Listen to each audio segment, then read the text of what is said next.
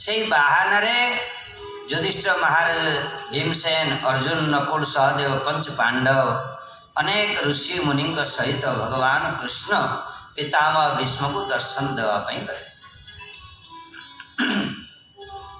पितामह भीष्म जमती दर्शन कले समस्त को चालन शक्ति रहित केवल वाणी आ दृष्टि द्वारा समस्त को स्वागत कले। आम सीना भावु स्वागत करने को बहुत किसी धन संपत्ति बहुत दरकार, किंतु ना उन्नत वाणी यदि मीठा वाणी है स्वागत पे मध्य यथेष्ट।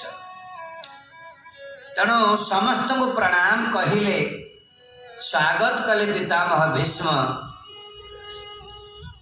एवं पांडव मान को देखी पितामह भीष्म कहते कौन कहले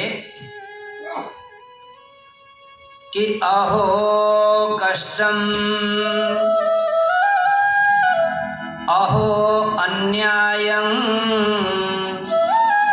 जदुजुयं धर्मनंदनः जीवितं नारद क्लिष्टं विप्रधर्मा अच्युताश्रयः। हे युधिष्ठिर, अहो कष्टम अहो अन्यायम, ये तम मानक प्रति घोर सतरे अन्याय मते बहुत कष्ट देची। राजपुत्र ही 12 वर्ष वनवास गल, मोर बधू कुंती महाराणी मध्य केते प्रकार कष्ट न सही। केवल तम मान को राजपुत्र हेले मध्य केवल तम मान को बंचेवा पाई पालन पोषण करिवा पाई। तेणु किंतु तम माने कौनसी प्रकार अधर्मर फलटा सदाबले दुख, पापर फलटा दुख, पुण्यर फलटा सुख, किंतु तम मानक क्षेत्र रे सेटा व्यतिक्रम हेछि।